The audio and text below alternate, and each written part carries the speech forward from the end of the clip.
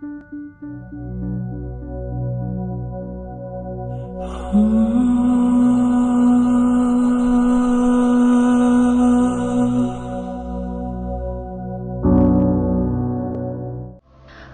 nang aibu suknung nungsiba phawdraba Tomthen. Tomthen, ai nangwanda yam lankre Tomthen. Ai yam waye. Isa ithanta siningba ama phawe. Aina khanjaruba mangjaruba pumnamak hꯧjikti arembada tare. Mana asumna nupi ama leiramni haiba. Ai mangda faw mangludabane. Phibamna tanjana yadadana ai maga luhongnaba ima khoina sinkhre. Masigidamakta nang aibu warauganuko Tomthen. Adu kaidorage haise nangna pambadu thokhlaba natra phajana leiminaro kaino dude tanjaduda Kriti ga Gracie ga su moigi mafamduda laklami. Kriti su makhoi ani unaramba ubada isau langduna phone paidi hairaga manasida nupi una lerame base haiduna prap sinsalakduna amuk Tomthen gi manakta kapo laubo tawrami phone ga paidi hairaga manasida nuwaina nupi ga de taw lerami ne. Tomthen na as Kriti date na te sidia aisu loina khangi khangbra da Tomthen na aibu kaisu nungsiba nate. As Kriti nangonda kanana kari amu hairage. Tomthen na Kriti gi khwangda haifet kolaga Daina da onsinduna. Daina aina nangbu nungsiba karino khangdana nangonda nungsi hairure. Masigidamakta nang aibu warobigano. Asengma nungsiba masak khanglaklaba matamdadi mahakto natana haujikti ai atopa lamlanbi amtada aigi mitsina uningba fawandre. Nangna aibu otpikhiba mayamdo ai nangbu yamna thagatle. Madu sing aduna aigi asengma nungsiba fanganbire. Kriti se aigi de asengma nungsibane. Haujikti ai mabu nungaina thambiba pame. Haujikti nangna ai kaisu pama maroida maramdi aigi kardo yonthokre. Kriti da amuk lao chatlase hairaga wa makha taramdana Tomthen na Kriti puthoktuna makhoi animak thokhirami. Daina hikna kaptuna leihorami. Pumnamak Gracie na uhorami. Gracie Daina gi manakta changlaktuna. Film gi heroine oiraga asengba life ta su heroine oine haiba leitabane Daina. Nang film da acting yamna hairamba yai. Adubu taibangdadi nangna lauriba role do heroine amagi role nate.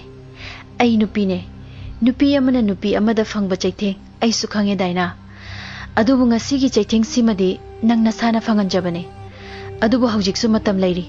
Nangi wakhal hongba yariye. Nupi ama oiraga nupi khunai pulap nupa na thina ngangna khinaba thabakti tawbigano hairamaga Gracie thoklaklami. Daina aina nangbu nungsiba karino khangdana nangonda nungsi hairure. Masigidamakta nang aibu warobigano. Film gi heroine oiraga asengba life ta so heroine oini haiba leitabane Daina. Wahi singasi Daina gi manakongda hanjin ninduna leirami. Daina hikna kapthoki.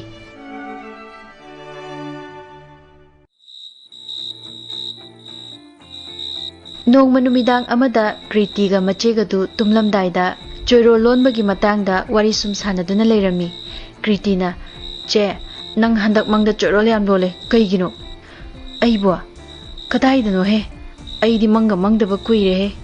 Asengbaine aidi kiba numitsu yawe piba na kanano piba haisina amuk hayengwai lohonga tumingaina adumain tawradi nang taningde he aibu choiro loli kaina ai mangdaba kuire miya mangde kaina yengo mathang lolakpadane record tawraga thambige thajadradi. Ngaihak leiraga Gracie su adum tumthakre magi mamangduda pibaga amuk unarami. Gracie na nakhut sokpudo khara farabo yenge haiduna pibagi makutta paiduna yenglami. Pibana fahanba yabane fahaningdana thambane. Nangsidi haina tanaba yam yade. Ado matung manaudi sumaina tawbiranu ko. Ai lei haiba khangnabane. Adu oirasu aise Kriti na phawba ahingda tumbada choiro lole na laknarise. Ibani gi wari se makhoi su khanganbane. Makhoi anina adumna wari sanari ngaiduda rasi su karomdagino khangde sat phaujilaktuna kaino piwarel nangna ngasi tawrise. Aina sigumba thabakse tawnu haiba natro. Masibu kayam kaige imarasi. Aiga Gracie ga gi mari kayam koina lotunda thamkise hairino. Wangambaga Gracie luhongba yaroi haibase ima su khangliba natro. Rasi luhongoi makoi ani luhongoi. Ima ni ithokthuna thamba magi laibakta Wangambaga makoi ani gi luhongba yaude. Gracie adudi karigino makoi gi imungna aibu luhonga se haiduna hanjin lak hanbiri se ima. Aina Wangambada luhongadi makoi maisa phangni haiba hana khangauradi maduni hena afaba oiroidra ima. Da Wangambagisu nupi afaba ma pibiyo ima. Rasi ngaihak khumfam khanglamde madu yagadaba mande. Hauzik Wangambase nangi wakhal tani khanduna lerise. Nangondani mana pulap luptuna leiri. Maduna magi wakhal olakani haiba ai thajaraktre. Piba masi tholakani haiduna aina hana imada yamna toina haijakhibaniko. Imana sinariba thabakto nacha pamde haiduna. Hauzikti Gracie-bu mina nungsinari kalaknari. Aduna Wangambagumba nupa mabu thamoi singna nungsijaba nupa kaya ama thoklaklabadi. Makhoi sing asi loina maisha langoidra. Rasi haifam tawfam khangdaduna. Karidi upai lei. Amuk iduna thamkraba laibakpu kanana amuk semdokluni. Kari tawba yai kari tanasige do tapna amuk khanarase.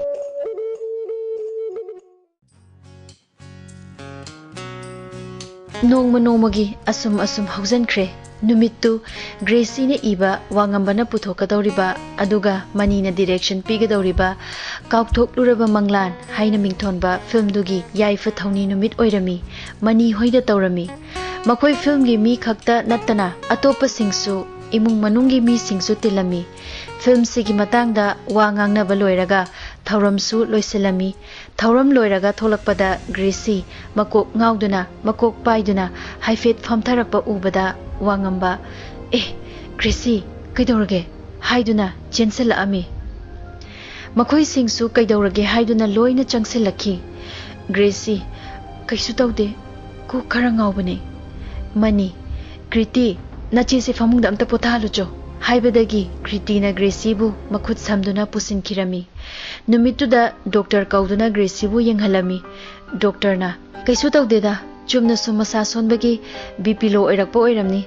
hawjikpudi normal da leire ado tumba chaba khara chang nai hello mani funny doctor na adudi ai amuk yongna bu tawjarage funny doctor ai thindokjage haiduna mani ga doctor ga thokraga sumati tumba watpagi ni haise nachi sibu ahingda kaidawlege Kriti phone ga melaga adum leibro leitabane Koka monga samnaba yadaba sibu tumba watpagi ni kaina ichegibu mangda chorol khara lonbe wani tumbadi fakraba mangda amumu kappa amumu khanglaw lawrakpa khaktane aikhoi chena mangda yam toina ko waming ama leiriye pibana aina yam khangningba kanano adudi hai wathi warem tawrnu ko amo Wangambaga nanga luhongbagi haina singnaba loira kansida Gracie na as ima aikhoi nawna machin thirene kaidagi chorol no ima ai mangdaba kuire magi mamangda dum oiramni adugine mana hanjan haise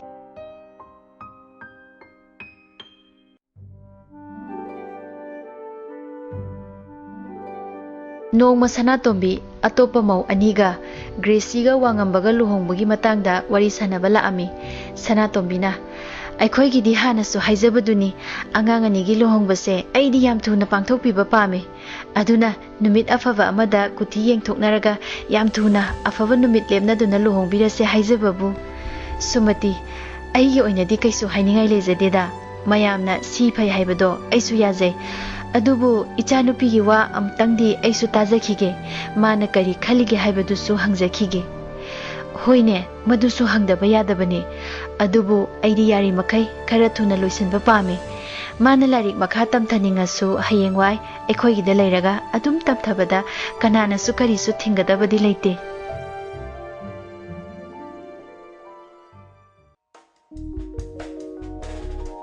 asomdana Wangambaga Gracie ga unarami Wangamba nasa kaisu tawdraba hawjikti Gracie kaisu tawdre ado da Wangamba kaidorage ahal lamana silakliba ibani gi luhongbase kitang hathu mandro da Wangamba kamaina hathurino haise nangsu aisu hawjikti angang amta natrabane sidagi henjan khradi pakhang ariba leisabi aribi haido oira ani ꯑꯩ ꯂꯥꯏꯔꯤꯛ ꯇꯝꯕ ꯂꯣꯏꯗ꯭ꯔꯤ ꯏꯁꯥꯒꯤ ꯁꯤꯟꯐꯝ ꯑꯃ ꯄꯥꯏꯅꯤꯡꯉꯤ ꯅꯪꯒꯤ MA ꯂꯣꯏꯕꯒꯅꯦ ꯏꯕꯥꯅꯤꯅ ꯂꯨꯍꯣꯡꯗꯧꯔꯤꯁꯤꯁꯨ ꯊꯕꯛ ꯇꯥꯟꯅꯕꯗꯨꯗꯤ ꯑꯩꯒꯤꯗ ꯂꯩꯔꯒ ꯇꯥꯟꯅꯕꯁꯨ ꯌꯥꯏꯅ ꯒ꯭ꯔꯦꯁꯤ ꯃꯊꯋꯥꯏ ꯏꯅꯨꯡ ꯅꯨꯡꯉꯥꯏꯇꯕꯒꯨꯝ ꯇꯧꯔꯝꯃꯤ ꯋꯥꯉꯝꯕꯅ ꯍꯣꯏ ꯅꯪꯕꯨꯗꯤ ꯑꯉꯥꯡ ꯈꯔ ꯑꯣꯏꯔꯁꯨ ꯑꯩꯗꯤ 30+ ꯑꯣꯏꯔꯛꯑꯕꯅꯦ ꯅꯪ ꯑꯩꯒꯤꯁꯨ ꯈꯔ ꯈꯜꯂꯣ ꯃꯃꯥꯁꯨ ꯑꯍꯜ ꯑꯣꯏꯔꯛꯑꯕꯅꯤꯅ ꯍꯧꯖꯤꯛꯇꯤ ꯃꯃꯧ ꯄꯥꯝꯂꯛꯂꯦ ꯗꯥ ꯋꯥꯉꯝꯕ ꯆꯍꯤ 1-2ꯒꯨꯝꯕꯗꯤ ꯅꯪꯁꯨ ꯉꯥꯏꯕꯤꯈꯣ ꯃꯃꯥ ꯍꯣꯏꯗꯁꯨ ꯍꯥꯏꯕꯤꯌꯣ ꯆꯍꯤ 2ꯃꯨꯛꯇꯤ ꯑꯩ ꯂꯨꯍꯣꯡꯗꯅ ꯂꯩꯕ ꯄꯥꯝꯃꯤ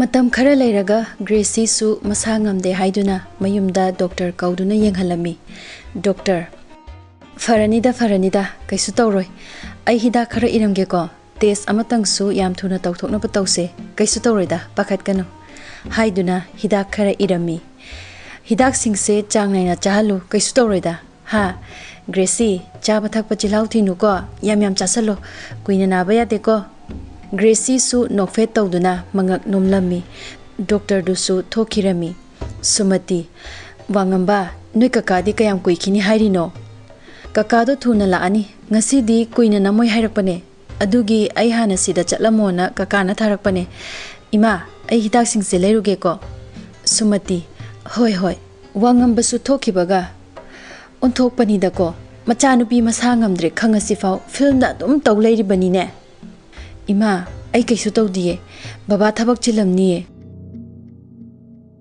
ꯁꯣꯝꯗꯅ ꯋꯥꯉꯝꯕ ꯊꯣꯛꯂꯛꯄꯗ ꯗꯣꯛꯇꯔꯗꯨꯁꯨ ꯒꯦꯠ ꯃꯄꯥꯗ ꯌꯧꯔꯝꯕꯗꯨꯗ ꯗꯣꯛꯇꯔ ꯑꯝꯇ ꯉꯥꯏꯕꯤꯈꯣꯕ ꯗꯣꯛꯇꯔꯗꯨ ꯋꯥꯉꯝꯕꯅ ꯀꯧꯕꯗꯨꯗ ꯈꯪꯂꯦꯞ ꯂꯦꯞꯂꯝꯃꯤ ꯋꯥꯉꯝꯕꯁꯨ ꯗꯣꯛꯇꯔꯒꯤ ꯃꯅꯥꯛꯇ ꯆꯪꯁꯤꯜꯂꯝꯃꯤ ꯗꯣꯛꯇꯔꯅ ꯀꯩꯗꯧꯔꯒꯦ ꯀꯩ ꯂꯩꯔꯦ ꯗꯣꯛꯇꯔ ꯑꯩ ꯀꯩꯅꯣꯝꯇ ꯍꯪꯖꯒꯦ ꯒ꯭ꯔꯦꯁꯤꯒꯤ ꯂꯥꯏꯅꯥꯁꯤꯕꯨ ꯀꯩꯁꯨ ꯇꯧꯔꯣꯏꯗ꯭ꯔꯣ ꯃꯥꯒꯤꯁꯤꯕꯣ ꯑꯩꯁꯨ ꯃꯈꯣꯏꯒꯤ ꯃꯤ ꯑꯃꯒ ꯋꯥꯔꯤ ꯁꯥꯟꯅꯅꯤꯡ ꯂꯩꯔꯝꯕꯅꯦ ꯅꯪ ꯊꯣꯛꯂꯛꯄ ꯌꯥꯝ ꯐꯔꯦ ꯃꯥꯒꯤ ꯃꯃꯥꯡꯗ ꯍꯥꯏꯕꯁꯨ ꯅꯨꯡꯉꯥꯏꯇ꯭ꯔꯕ ꯑꯗꯣ ꯃꯥꯅ ꯂꯥꯏꯍꯧ ꯀꯟꯅ ꯇꯣꯏꯅ ꯍꯧꯔꯤꯕꯁꯦ ꯃꯗꯨꯒꯤ ꯇꯦꯁꯇꯣ ꯍꯥꯟꯅ ꯇꯧꯊꯣꯛꯈꯤꯁꯦ ꯂꯥꯏꯍꯧ ꯇꯣꯏꯅ ꯇꯧꯔꯤꯕꯁꯤ ꯐꯠꯇꯦ ꯀꯔꯤ ꯂꯩꯒꯦꯗꯨ ꯉꯟꯅ ꯈꯪꯗꯣꯛꯍꯧꯕꯅ ꯐꯩ ꯑꯗꯨꯅ ꯇꯦꯁꯇꯨ ꯇꯧꯊꯣꯛꯂꯒ ꯔꯤꯖꯜꯇꯨ ꯍꯥꯟꯅ ꯌꯦꯡꯈꯤꯁꯤ ꯍꯥꯏꯔꯒ ꯗꯣꯛꯇꯔꯗꯨ ꯆꯠꯈꯤꯔꯝꯃꯤ ꯋꯥꯉꯝꯕ ꯇꯨꯃꯤꯟꯅ ꯂꯦꯞꯇꯨꯅ ꯂꯩꯔꯝꯃꯤ ꯉꯥꯏꯍꯥꯛ ꯂꯩꯔꯒ ꯃꯅꯤꯁꯨ ꯍꯜꯂꯛꯂꯝꯃꯤ ꯍꯦꯛ ꯍꯜꯂꯛꯄꯒ ꯃꯆꯥꯅꯨꯄꯤꯒꯤ ꯀꯥꯗ ꯆꯪꯂꯛꯂꯒ ꯏꯆꯥ ꯈꯔ ꯐꯔꯕꯣ ꯀꯃꯥꯏꯅ ꯇꯧꯔꯒꯦ खरा फरे बाबा कैसु तौदिये मोय बाबा सुने इचा मसा ngamde khangadi khara ngan hanbirak pa yabani ko ngasai wangamba mathantana koi chen cheline icha wangamba su waramani haujikta hankibada ngairi bani hoine aisu asomda lakpa yada tawrini dana aisu laidana baba imana pakhatana punghai hairini ai kaisu tawde layau kitang hobasibu manina hidak iramubo doctor na sumati irame hidak tubudi wangambana loina leirame doctor na test ama tawse hairai aduna hayeng oina tawrase hairi fare hayeng tawrasi adudi kriti baba ngasi gi shooting gi wari libiyo sumati as masima ba film la ngawbo oina tawradana aikhoi chene iba wari ni na aisu hangjabani kaino baba da Gracie su manaw nupi gi mataw uraga momon nokcherami manina icha tombi ngasi di isai oina name handak aikhoi gi film se di mong amani ko artist sing su yam thawai yawi yam serious oi natural su tai ngai khone film hairaga daina do hojik magi nupa duga khaina dana mayum da hala haigum taine kayam chumino di aisu khangdre sumati as moi baba su asibu wane na angang sing sida mani sibu ichada haidana migi machada hairudro aisu hairibani tamlibani liribani masisu mahai amane nacha singda tambirine lichat sajat phajanaba nupi haisidi mina phidam ningai ohengadabani adudi natadana ahenba pamba car thauba building saba adu tauba na thirubadai haujikti kari thoe nupa adu nupi su thirame macha su leirame haujikti phajakraba masakto jarab sare mina su phajana ngangna bidaba kari kanai haujikti hoiba yare se moi baba su migi wari saroi se kanade migi wari sanaba nate ne ai su icha isu da takpi tambi hobani ne masi su life lesson makhal amane kriti su mapana hairi du taramaga fuk hawgatlaga chatki mani su sumati da amuk onsenduna mama ꯅꯪꯁꯨ ꯆꯥꯛ ꯊꯣꯡꯗꯣꯛꯅꯕ ꯇꯧꯔꯣꯗꯅ ꯏꯕꯦꯝꯃꯁꯦ ꯆꯥꯛ ꯉꯟꯅ ꯆꯥꯖꯔꯗꯤ ꯍꯤꯗꯥꯛ ꯆꯥꯔꯒ ꯉꯟꯅ ꯄꯣꯊꯥꯖꯔꯗꯤ ꯐꯩꯗꯅ ꯍꯣꯏ ꯊꯣꯡꯒꯗꯕꯅꯤ ꯑꯩꯁꯨ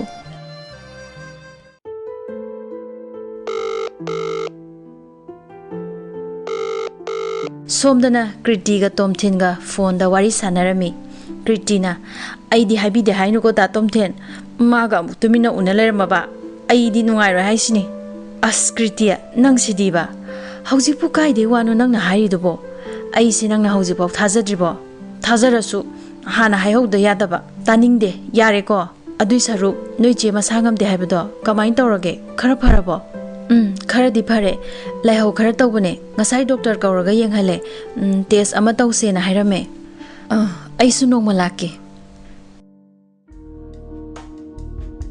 ꯁꯣꯝꯗꯅ ꯁꯅꯥꯇꯣꯝꯕꯤꯁꯨ ꯒ꯭ꯔꯦꯁꯤ ꯃꯁꯥ ꯉꯝꯗꯦ ꯍꯥꯏꯕꯒꯤ ꯄꯥꯎ ꯇꯥꯕꯗ ꯁꯅꯥꯇꯣꯝꯕꯤ ꯑꯣꯟꯊꯣꯛꯅ ꯅꯨꯡꯉꯥꯏꯈꯤꯗ꯭ꯔꯦꯗ ꯀꯌꯥꯝ ꯀꯟꯅ ꯉꯝꯗ꯭ꯔꯤꯅꯣꯅꯦ ꯃꯥꯕꯣ ꯋꯥꯉꯝꯕ ꯌꯥꯝ ꯀꯟꯅ ꯉꯝꯗꯕꯗꯤ ꯅꯠꯇ ꯃꯥꯜꯂꯦ ꯂꯥꯏꯍꯧ ꯈꯔ ꯇꯧꯕ ꯑꯣꯏꯔ ꯃꯥꯜꯂꯦ ꯏꯆꯦ ꯅꯍꯥꯟꯒꯅꯣ ꯍꯥꯏꯌꯨ ꯂꯨꯍꯣꯡꯉꯝꯗꯥꯏꯁꯤꯗ ꯍꯛꯆꯥꯡ ꯐꯅ ꯂꯩꯌꯨ ꯍꯥꯏꯌꯣ ꯑꯩꯈꯣꯏꯁꯨ ꯍꯪꯆꯤꯠ ꯑꯃꯨꯛ ꯅꯅꯦ ꯊꯔꯣ ꯍꯣꯏꯒ ꯑꯃꯨꯛ ꯆꯠꯂꯨꯒꯦ ꯇꯧꯕꯅꯤ ꯈꯔ ꯂꯩꯔꯒ ꯅꯪꯒꯤ ꯈꯨꯔꯥꯇꯣꯟ ꯍꯣꯏ ꯃꯣꯏ ꯅꯨꯄꯥꯒꯩ ꯑꯃꯨꯛ ꯆꯠꯆꯅꯤ ꯍꯣꯏꯗ ꯏꯃꯥ ꯌꯥꯝ ꯇꯍꯥꯗ꯭ꯔꯁꯨ ꯌꯥꯏꯗ ꯋꯥꯉꯝꯕꯅ ꯈꯨꯝꯂꯛꯏ ꯁꯅꯥꯇꯣꯝꯕꯤ ꯀꯔꯤꯒꯤ ꯇꯍꯥꯔꯣꯏꯗꯧꯔꯤꯕꯅꯣ ꯅꯪꯁꯨ ꯑꯉꯥꯡ ꯅꯠꯇ꯭ꯔꯕꯅꯤꯅꯦ ꯏꯕꯨꯡꯉꯣ ꯆꯍꯤꯅ ꯅꯪꯕꯨ ꯄꯣꯔꯕꯅꯤꯅꯦ ꯄꯥꯈꯪ ꯁꯥꯔꯤ ꯑꯁ ꯑꯩꯈꯣꯏ ꯏꯃꯥꯁꯤꯃꯥꯕ ꯉꯁꯥꯏ ꯑꯩꯈꯣꯏ ꯏꯕꯦꯝꯃꯍꯣꯏ ꯂꯥꯛꯑꯦ ꯍꯥꯏꯗꯥꯏꯅꯦ ꯑꯗꯨꯅ ꯀꯩ ꯍꯥꯏꯔꯝꯃꯤꯅꯣ ꯀꯩꯁꯨ ꯊꯣꯏꯗꯣꯛꯄ ꯅꯠꯇꯦꯗ ꯃꯥꯁꯨ ꯃꯁꯥ ꯋꯥꯏ ꯁꯪꯗ꯭ꯔꯕꯅꯤꯅ ꯃꯃꯤꯠ ꯃꯃꯥꯏ ꯄꯥꯡꯗ꯭ꯔꯤꯉꯩꯗ ꯃꯣꯏꯗ ꯆꯥꯛ ꯑꯝꯇ ꯆꯥꯁꯦꯅ ꯅꯁꯦ ꯅꯨꯄꯥꯒ ꯂꯥꯛꯑꯝꯕꯅꯦ ꯑꯗꯨꯒ ꯅꯁꯦ ꯅꯨꯄꯥꯒꯤ ꯊꯕꯛ ꯑꯃꯒ ꯍꯥꯏꯕ꯭ꯔꯥ ꯀꯩꯅꯣꯝ ꯍꯥꯏꯔꯤꯅꯦ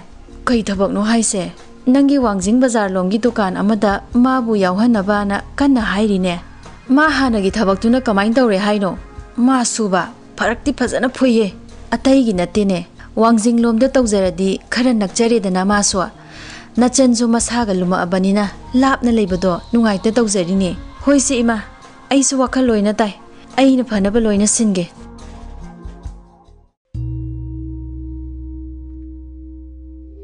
ꯒ꯭ꯔꯦꯁꯤ ꯃꯥꯒꯤ ꯃꯪꯂꯥꯟꯗꯨꯗ ꯎꯈꯥ ꯑꯃꯗ ꯐꯝꯗꯨꯅ ꯎꯪꯗꯨꯅ ꯂꯩꯔꯝꯃꯤ ꯔꯥꯁꯤꯁꯨ ꯃꯥꯅ ꯎꯪꯗꯨꯅ ꯂꯩꯕꯗꯨꯗ ꯅꯪꯕꯨ ꯀꯩꯗꯧꯔꯒꯦ ꯀꯩꯗꯧꯕꯒꯤ ꯎꯪꯗꯨꯅ ꯂꯩꯔꯤꯅꯣ ꯒ꯭ꯔꯦꯁꯤ ꯀꯩꯁꯨ ꯇꯧꯗꯦ ꯏꯃꯥ ꯑꯩꯅ ꯁꯥꯟꯅꯒꯗꯕ ꯇꯥꯏꯕꯪ ꯀꯨꯝꯍꯩ ꯂꯣꯏꯁꯤꯜꯂꯛꯄꯒꯤ ꯊꯋꯥꯏꯁꯦ ꯏꯅꯨꯡ ꯅꯨꯡꯉꯥꯏꯇꯦ ꯄꯨꯛꯅꯤꯡꯁꯦ ꯏꯁꯣꯟ ꯁꯣꯟꯊꯩ ꯏꯃꯥ ꯀꯔꯤꯗꯤ ꯎꯄꯥꯏ ꯂꯩ ꯄꯨꯝꯅꯃꯛ ꯅꯪꯒꯤ ꯂꯥꯏꯕꯛꯇ ꯑꯁꯨꯝꯅ ꯇꯝꯂꯝꯕꯒꯤꯅꯦ ꯃꯁꯤꯗ ꯏꯃꯥꯅ ꯀꯔꯤꯁꯨ ꯇꯧꯔꯨꯕ ꯉꯝꯂꯣꯏ ꯏꯃꯥ ꯑꯩꯅ ꯄꯨꯟꯁꯤꯒꯤ ꯑꯣꯏꯅ ꯇꯥꯏꯕꯪ ꯄꯥꯟꯁꯦ ꯊꯥꯗꯣꯔꯛꯄꯗ ꯊꯃꯣꯏ ꯁꯣꯛꯍꯧꯒꯗꯧꯕ ꯃꯈꯣꯏꯁꯤꯡꯒꯤ ꯃꯇꯧꯗꯤ ꯑꯩ ꯌꯦꯡꯕ ꯉꯝꯒꯗꯕ ꯃꯥꯟꯗꯦ ꯃꯗꯨꯒꯤꯗꯃꯛꯇ ꯍꯦꯟꯅ ꯈꯟꯖꯟꯒꯅꯣ ꯃꯤꯑꯣꯏꯕ ꯈꯨꯗꯤꯡꯃꯛ ꯅꯣꯡꯃ ꯅꯠꯇ꯭ꯔꯒ ꯅꯣꯡꯃꯗꯤ ꯇꯥꯏꯕꯪ ꯁꯤꯟꯊꯥ ꯂꯣꯏꯗꯨꯅ ꯑꯁꯤ ꯂꯩꯕꯥꯛꯇ ꯂꯣꯏꯅ ꯇꯤꯟꯒꯗꯕ ꯉꯥꯛꯇꯅꯤ ꯁꯨꯞꯅꯒꯤ ꯑꯍꯥꯟ ꯑꯀꯣꯟ ꯍꯥꯏꯕꯗꯨ ꯈꯛꯇꯅꯤ ꯂꯩꯔꯤꯁꯦ ꯋꯥꯈꯜ ꯌꯥꯝꯅ ꯈꯟꯖꯟꯒꯅꯣ ꯍꯧꯖꯤꯛꯇꯤ ꯋꯥꯈꯜ ꯄꯤꯛꯊꯕ ꯃꯇꯝ ꯅꯠꯇꯦ ꯅꯪꯒꯤ ꯄꯨꯟꯁꯤ ꯁꯤꯟꯊꯥ ꯂꯣꯏꯔꯛꯄꯒꯤꯅꯦ ꯅꯁꯥꯅ ꯊꯟꯇ ꯆꯥꯎꯊꯣꯛꯆꯒꯗꯕꯅꯤ ꯅꯪꯅ ꯇꯧꯔꯝꯕ ꯈꯨꯗꯤꯡꯃꯛ ꯍꯌꯦꯡꯋꯥꯏ ꯐꯥꯎꯕ ꯃꯤꯄꯨꯝ ꯈꯨꯗꯤꯡꯃꯛꯅ ꯁꯣꯟꯅꯗꯨꯅ ꯉꯥꯡꯅꯗꯨꯅ ꯂꯩꯍꯧꯒꯗꯧꯔꯤꯕꯅꯤ ꯇꯟꯖꯥꯗꯨꯗ ꯄꯤꯕꯥꯔꯦꯜꯁꯨ ꯃꯈꯣꯏ ꯑꯅꯤ ꯇꯝꯅ ꯁꯒꯣꯜ ꯊꯧꯖꯤꯜꯂꯛꯑꯝꯃꯤ ꯔꯥꯁꯤꯁꯨ ꯃꯛꯁꯤꯜꯂꯕ ꯒ꯭ꯔꯦꯁꯤꯒꯤ ꯃꯥꯏꯊꯣꯡꯗ ꯌꯦꯡꯗꯨꯅ ꯆꯠꯂꯣꯆꯣ ꯋꯥꯈꯜ ꯌꯥꯝꯅ ꯋꯥꯅ ꯎꯏ ꯋꯥꯈꯜ ꯈꯔ ꯏꯪꯅꯕ ꯄꯤꯕꯥꯒ ꯉꯥꯏꯍꯥꯛ ꯀꯣꯏꯊꯣꯛꯃꯤꯟꯅꯔꯨꯔꯣ ꯒ꯭ꯔꯦꯁꯤ ꯄꯤꯕꯥꯔꯦꯜꯒꯤ ꯁꯒꯣꯜ ꯃꯊꯛꯇ ꯀꯥꯈꯠꯂꯝꯃꯤ ꯄꯤꯕꯥꯁꯨ ꯁꯒꯣꯜꯗꯨ ꯀꯟꯅ ꯊꯧꯗꯨꯅ ꯅꯤꯡꯊꯤꯖꯔꯕ ꯇꯔꯪ ꯃꯥꯂꯪꯒꯤ ꯃꯐꯝ ꯈꯔ ꯐꯥꯎꯗꯨꯅ ꯆꯠꯂꯤꯉꯩ ꯈꯪꯍꯧꯗꯅ ꯀꯔꯣꯝꯗꯒꯤꯅꯣ ꯈꯪꯗꯕ ꯑꯀꯟꯕ ꯅꯣꯡꯂꯩ ꯅꯨꯡꯁꯤꯠ ꯑꯃ ꯀꯟꯅ ꯁꯤꯠꯂꯛꯂꯝꯃꯤ ꯄꯤꯕꯥꯔꯦꯜꯁꯨ ꯁꯒꯣꯜꯗꯨ ꯀꯟꯅ ꯊꯧꯔꯝꯃꯤ ꯒ꯭ꯔꯦꯁꯤ ꯃꯃꯤꯠ ꯎꯏꯁꯤꯟꯗꯨꯅ ꯄꯤꯕꯥꯔꯦꯜꯗ ꯀꯟꯅ ꯀꯣꯟꯁꯤꯟꯗꯨꯅ ꯈꯥꯡꯂꯝꯃꯤ ꯒ꯭ꯔꯦꯁꯤꯅ ꯀꯩꯅꯣ ꯅꯣꯡꯂꯩ ꯅꯨꯡꯁꯤꯠꯁꯤꯕꯣ ꯑꯩ ꯌꯥꯝ ꯀꯤꯖꯩꯌꯦ ꯄꯤꯕꯥ ꯀꯩꯁꯨ ꯇꯧꯔꯣꯏ ꯀꯟꯅ ꯑꯗꯨꯝ ꯄꯥꯏꯔꯛꯑꯣ ꯍꯥꯏꯔꯒ ꯃꯥꯁꯨ ꯃꯈꯨꯠ ꯅꯥꯝꯃꯅ ꯒ꯭ꯔꯦꯁꯤꯒꯤ ꯃꯈꯨꯠꯇꯨ ꯆꯦꯠꯅ ꯄꯥꯏꯁꯤꯜꯂꯝꯃꯤ ꯀꯩꯅꯣ ꯌꯥꯝ ꯀꯤꯖꯩꯌꯦ ꯄꯤꯕꯥ ꯍꯥꯏꯗꯨꯅ ꯇꯥꯏꯕꯪꯗ ꯐꯥꯎꯕ ꯆꯣꯏꯔꯣꯜ ꯂꯣꯜꯂꯛꯄꯗꯨ ꯇꯥꯕꯗ ꯀ꯭ꯔꯤꯇꯤꯅ ꯆꯦ ꯍꯥꯏꯗꯨꯅ ꯅꯣꯝꯗꯨꯅ ꯍꯧꯗꯣꯛꯂꯝꯃꯤ ꯒ꯭ꯔꯦꯁꯤ ꯈꯪꯄ꯭ꯔꯦꯛ ꯈꯪꯗꯨꯅ ꯍꯧꯒꯠꯂꯝꯃꯤ ꯃꯁꯥꯗꯨ ꯍꯨꯃꯥꯡ ꯉꯥꯛꯇ ꯉꯥꯏꯔꯝꯃꯤ ꯀꯩꯗꯧꯔꯒꯦ ꯆꯦ ꯀꯩꯁꯨ ꯇꯧꯗꯦ ꯍꯥꯏꯔꯒ ꯒ꯭ꯔꯦꯁꯤꯗꯤ ꯍꯤꯞꯊꯈ꯭ꯔꯦ ꯃꯥꯒꯤ ꯃꯃꯪꯗ ꯀꯔꯤ ꯀꯔꯤ ꯇꯧꯈꯤꯒꯦ ꯍꯥꯏꯅ ꯅꯤꯡꯁꯤꯡꯅꯕ ꯍꯣꯠꯅꯔꯝꯃꯤ ꯃꯃꯤꯠꯇꯨ ꯆꯦꯖꯦꯠ ꯑꯃꯨꯛ ꯎꯏꯁꯤꯟꯕꯗ ꯃꯁꯦꯟ ꯃꯔꯥꯡ ꯑꯣꯏꯅ ꯄꯤꯕꯥꯔꯦꯜꯅ ꯁꯒꯣꯜ ꯊꯧꯕꯗꯤ ꯎꯔꯝꯃꯤ ꯑꯇꯩꯗꯤ ꯀꯔꯤꯁꯨ ꯅꯤꯡꯁꯤꯡꯂꯝꯗꯦ Mana pibarel uribadusu sengna ubadi nate amuk tumthanaba hotnarami. Kriti su macheda chingnaba khara fawba horaklami. Karigino akhoi chena nutigi mamangda piba haiduna kauribasibo kanabu oirigaba haina khanna masu hipthakirami.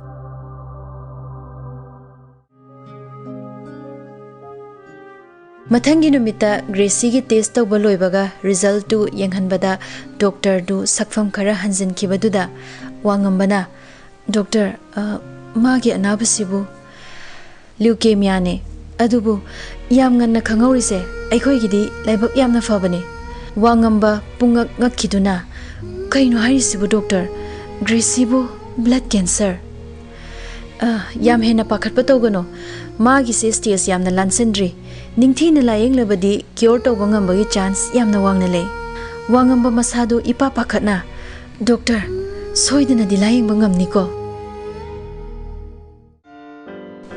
somdana Gracie su masa khara nungairakpagi chakhumda manaunupiga mamaga makhoi ahum wari sanaduna leminarami Kritina ngasidi asengba hayko che kananoba nangna piba na he kaurido masigi angangsidi ai khangde hari matada Sumati kaino ne noina ngangnaridubo kaisu nate da ima masi ngangsina ngangbo wabo kaisu natli ma nachanupi se mamangda choirol yam lonbane aduge hairambane choiro lonbabu karino ne masa ngamdabaduda tawri oirangani laihogumba tawbase choirol gumba yamna longanbani nadringai daini ima kanano khangde mangda pakauda kawe khoi chese koiba chatminarusi aduda pubiyu adada pubiyona mamana kanaga koiba chatliba nangdia as imasu masi ngangsina haibase thajari male kadai daino aidi mangdaba koire hairi matada mangoi Sumati yare se to atai lairi wangambado nangi result to mana lawbigi haibadubu lawrajalo Gracie lawreye horenu midang thilaki haye mado hauzik thaba ama chatli hai Sumati doctor na kari haira azanu as kaiso haira moiba ima ai hauzik pharasidi aruba lairadi mana dum haira ani khangde da tawrise masu ekhoi gidamak pangwa wabire waza sanu kaino nupi mapangi chenjababo aikhoi chegi mana chenjababo machena taningde masi angangsima pangangda ngangi Sumati karino ne masi angangsibo si hairaga ngai khone ibema wangamba hoigi ahalamana luhongbagi numit lepnarasena giri taklak isina kamai tawse hairino nangna lari makha tamninglasu luhongaga tamba na hairi ima yam hatu bikinuda ai handakti isase inung nuai tabagum tawi nangbu haujikta kaisu tawde phare na haikidaine haujipudi kaisu tawde aduisu khangde hanaga manade ising da bugum tawi lai haurubagi tawri oiramni kaisu tawroise phajana potharaga lairu chochalo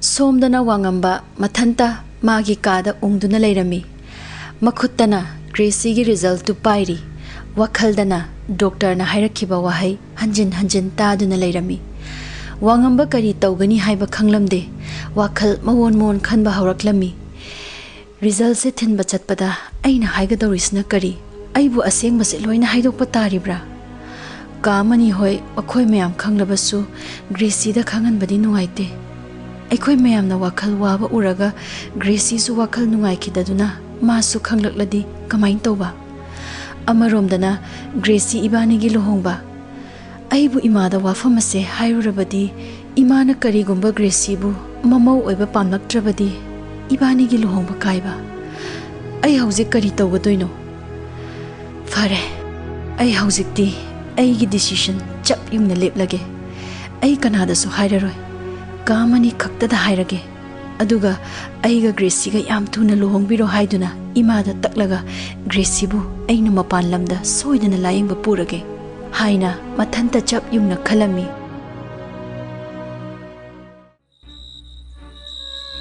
numidang duda wangamba Gracie hoida result thinbala ami mani doctor na di kari hairage wangamba Sumati da amuk Gracie da amuk tingak haifet yenglami Kaisu tawroi haire adum pharani haire.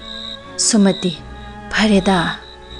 Gracie aina haidra ima ai kaisu tawroina nuina pangpada pakhale kadaino yengeni result to haiduna result tu tap launa lauduna mathanta yenglami wangamba haifet yenghaningdabagi mawong tawrami pakhatpoi kariboy wangambana askone yengo chaoina lolo chalo.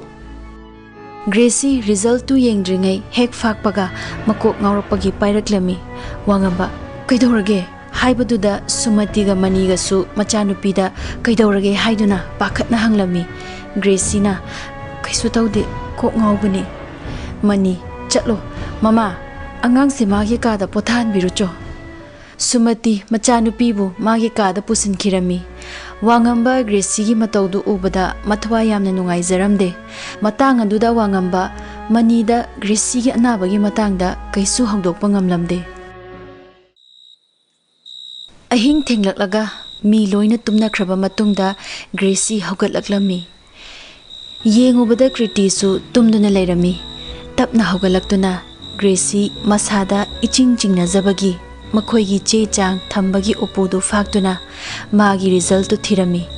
Hek mathakta su leirami. Doctor gi marul sing adu mana khangdaba yawrasu magi phone gi internet hangduna masa mathanta loina yengzarami. Gracie sakfam hanjanki blood cancer amuksu wangambana mangonda hairamba wahaising amuk ningsinglami. Gracie ungduna amuk hiptharaklami masasu hanadagi khara soktuna leirambaduda masa mathanta awaba wakhal hena khanjanba horami.